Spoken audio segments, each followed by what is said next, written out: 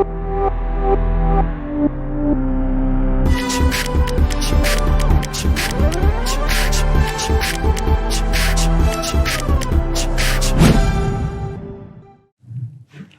दोस्तों, तो टॉपलिंग के रिगार्डिंग क्वेश्चन देखते हैं क्या बोला हुआ है।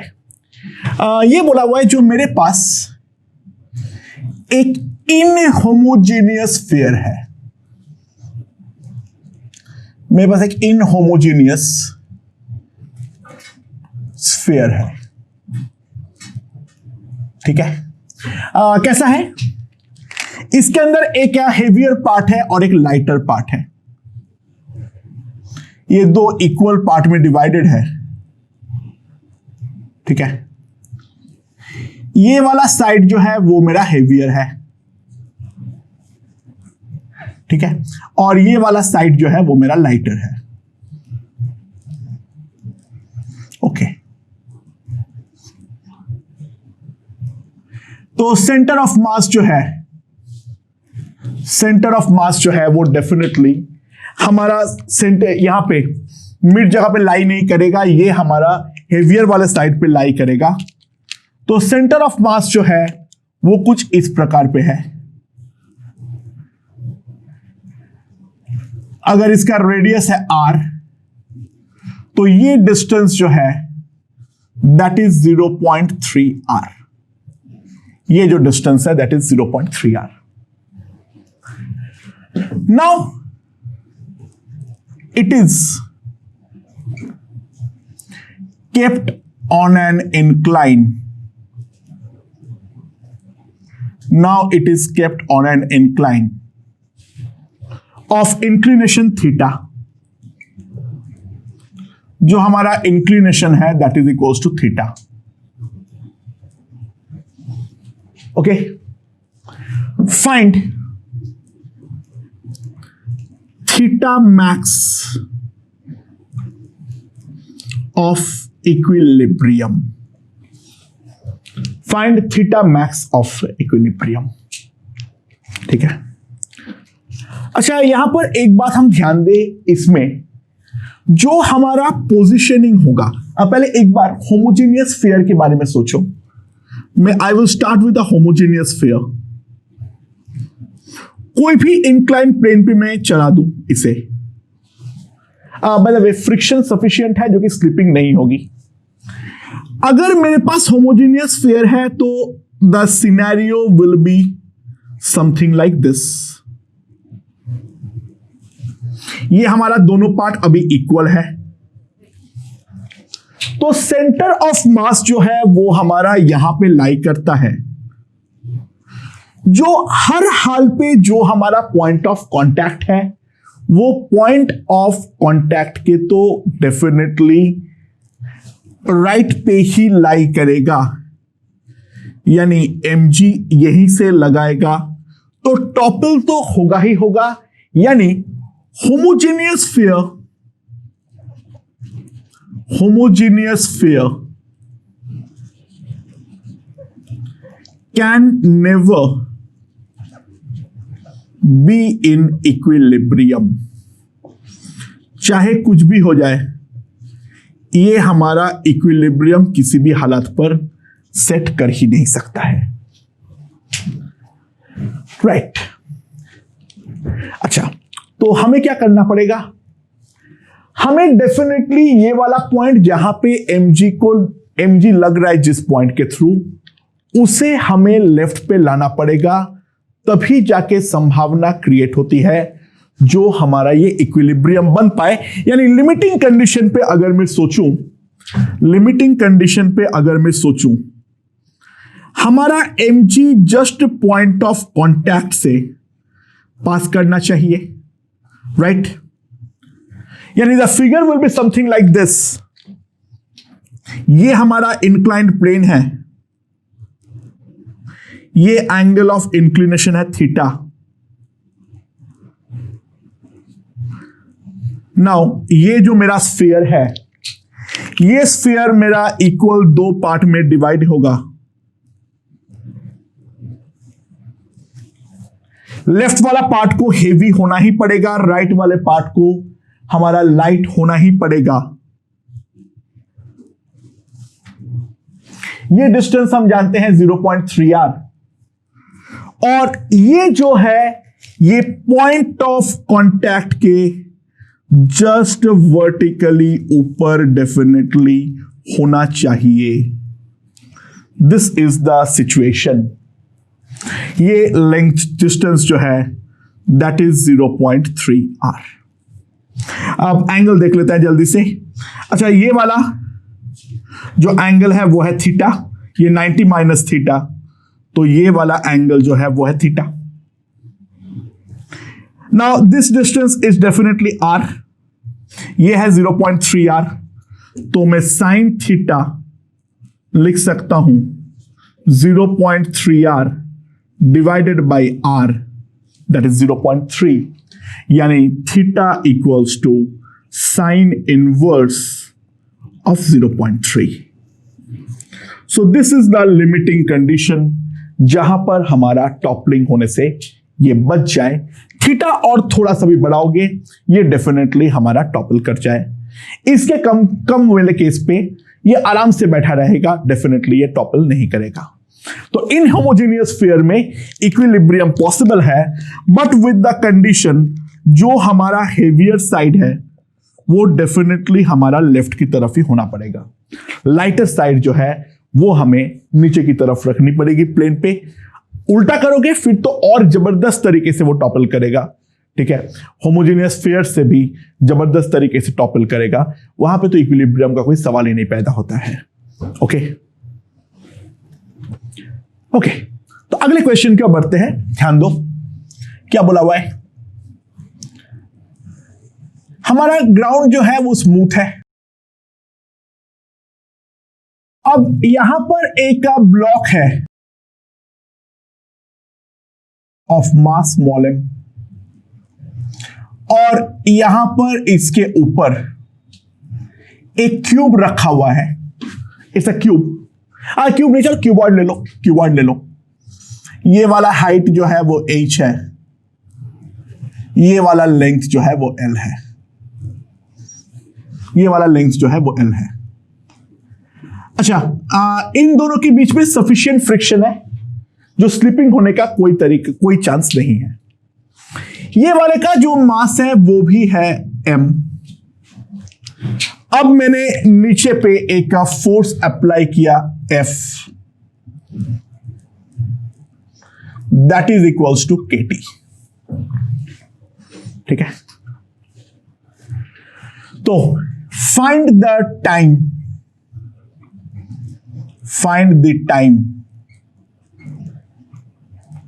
at which it will topple। ऊपर का जो क्यूबॉइड है वो हमारा टॉपल कर जाएगा। अच्छा, दोनों हमारा साथ में मूव कर रहा है, तो एक्सीलरेशन जो होगा, कॉमन एक्सीलरेशन जो होगा that will be simply F/2m, that is equals to KT/2m। ये हमारा एक्सीलरेशन है, ठीक है। अब ये वाले स्मॉल m के पॉइंट ऑफ व्यू से देखो। अच्छा, ध्यान देना, यहां पर अगर हम इस वाले ब्लॉक को देखें तो इस वाले ब्लॉक पे NLM नहीं लगा सकते हैं, क्योंकि ये वाला फ्रेम जो है वो नॉन इनर्शियल है।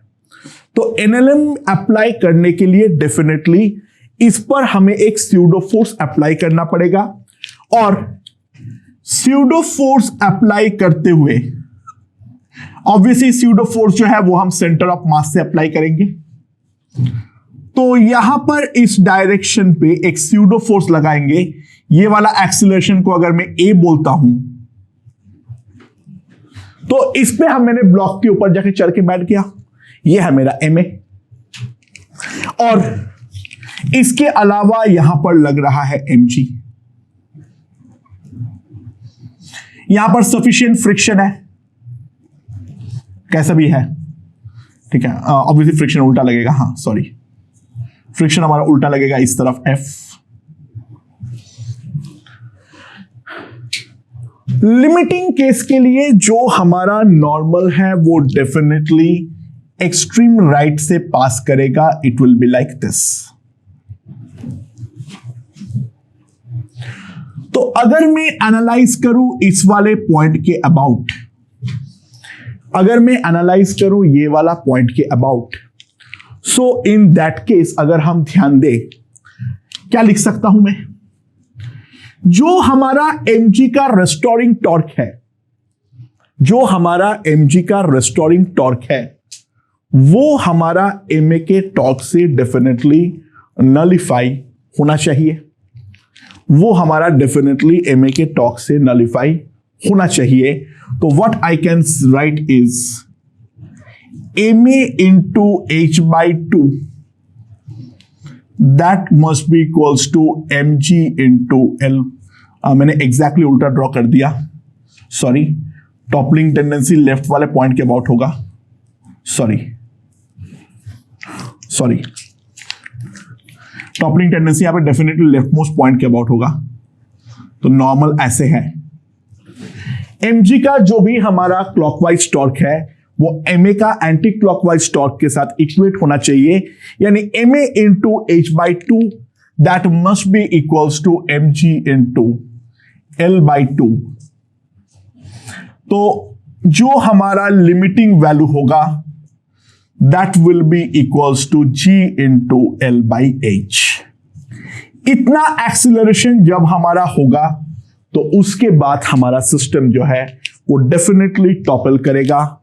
तो मान लो t equals to T naught पर ये होता है, तो K T naught by 2m is equals to g into L by H. तो जो टी नॉट का वैल्यू है that is 2mg by k into L by H. ये हमारे पास आ जाएगा T naught. This is the time जहां पर बॉडी हमारा टॉपल करते हुए इस तरीके से लुढ़क जाएगा. ओके दोस्तों, अगला क्वेश्चन देखते हैं क्या है. मेरा हॉराइजॉन्टल सरफेस में एक प्लेट है, ठीक है. मेरा हॉराइजॉन्टल सरफेस में एक प्लेट है. ओके ये जो पूरा का पूरा है, ये वाला जो है, ये वाला मेरा प्लेट प्लस ऊपर का ये जो वर्टिकल, यानी कैसे रखा हुआ है समझो. ये बोर्ड का प्लेन में एक ऐसा है और एक ऐसे इसके परपेंडिकुलर है. ये हमारा यूनिफॉर्म प्लेट है, तो इसका जो टोटल मास है वो है m. विंड जो है वो हमारा हॉराइजॉन्टली फ्लो कर रहा है. ग्राउंड पे विंड का वेलोसिटी 0 है और वो लिनियरली इंक्रीज कर रहा है. और प्लेट का जो टॉप मोस्ट पॉइंट है यानी हाइट l पर, वो वाला वैल्यू जो है वो है v नॉट. तो सवाल ये है जो v नॉट का मैक्सिमम वैल्यू क्या होनी चाहिए जो कि हमारा सिस्टम जो है वो हमारा टॉपल ना करे. ठीक है. अच्छा, what will be the scenario. मैं अगर इसका साइड व्यू देखूं, फ्रिक्शन सफिशिएंट है जो कि स्लिपिंग नहीं होगी. फ्रिक्शन सफिशिएंट है जो कि हमारा स्लिपिंग नहीं होगी. ठीक है. तो अगर मैं इसका साइड व्यू को यहां पर ड्रॉ करूं, इसका साइड व्यू हमारा कुछ इस प्रकार से नजर आएगा. ठीक है. नाउ यहां पर हमारा लगेगा mg बाई 2 और यहां पर लगेगा mg बाई 2.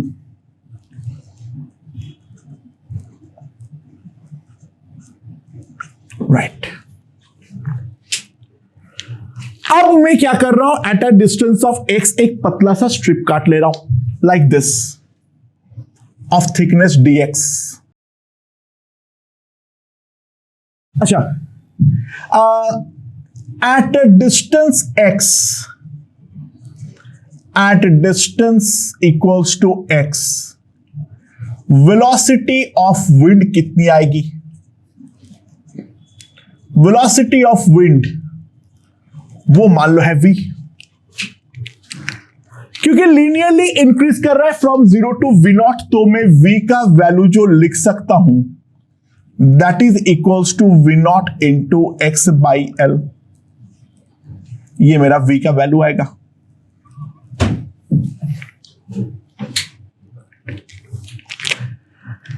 नाउ ऑब्वियस सी बात है, शीट के साथ टकराने के कारण इसका मोमेंटम पे तो बदलाव आ रहा है। क्या बदलाव होगा? जो ये मेरा dx का स्ट्रिप में काटा हूं, इसका एरिया है dx इंटू एल, राइट। तो dt टाइम पे हमारा विंड पार्टिकल्स जो आगे बढ़ेगा वो होगा v इंटू dt।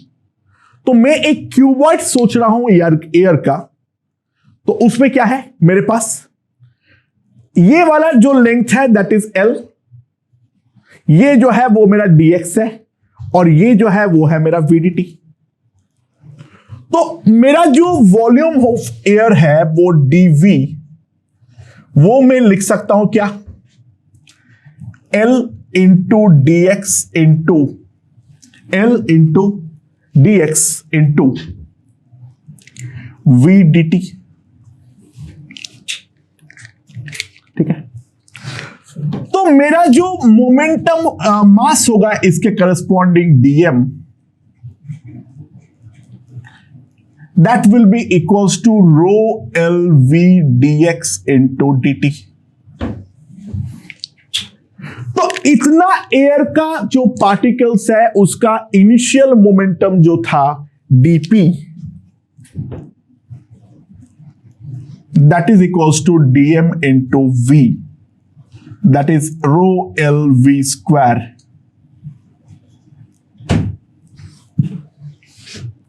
तो rate of change of momentum that is force, यहां पर जो कोई भी जनरल हाइट x पर जो मेरा फोर्स लगेगा df का वैल्यू में लिख सकता हूं dp upon dt, that is rho lv square into dx। ठीक है, सो ऑब्वियस सी बात है, टॉपलिंग टेंडेंसी जो क्रिएट होगी वो इस पॉइंट पे होगी, क्योंकि यहां पर जो नॉर्मल है वो मेरा इस पॉइंट के थ्रू पास कर जाएगा। ये लास्ट बचाव का कोशिश है, नॉर्मल एकदम ए वाले एंड वाले लाइंस के थ्रू पास करेगा लाइक दिस। ठीक है, ऐसे पास करेगा, तो इफेक्टिवली मैं नॉर्मल को ऐसे ड्रॉ कर सकता हूं। तो ये जो मेरा df के करस्पॉन्डिंग टॉर्क होगा d tau, that will be equals to df into x, that is equals to l rho v square x dx। ठीक है, एंड v स्क्वायर का जो वैल्यू है v naught square by l square x cube into dx। तो जो हमारा net torque आएगा tau, rho V naught square by L integration X cube dx from 0 to l। So मेरे पास क्या आ जाएगा, rho V naught square L cube upon 4। ये होगा मेरा नेट टॉर्क। ओके, तो यहां पर रेस्टोरिंग टॉर्क कितना होगा हमारा रेस्टोरिंग टॉर्क सिंपली होगा mg by 2 into L by 2 इसका plus mg by 2 into L, और ये इस टॉर्क के साथ हमारा इक्वल होना चाहिए। सो मेरे पास क्या आ जाएगा, हमारे पास आ जाएगा 3mgl by 4 rho V naught square L cube by 4 is cancelled, तो वी नॉट का वैल्यू आ जाएगा under root 3mg by rho L square, that is the value of V naught. I hope this thing is perfectly understood. ठीक है, हमें basically कुछ नहीं है, यहां पे हमारा विंड का जो मोमेंटम है उसको वहां पर कंसिडर करना था, बाकी तो नॉर्मल जो टॉपलिंग का कंडीशन है उसी के अकॉर्डिंग गेम आगे बढ़ना है। ओके।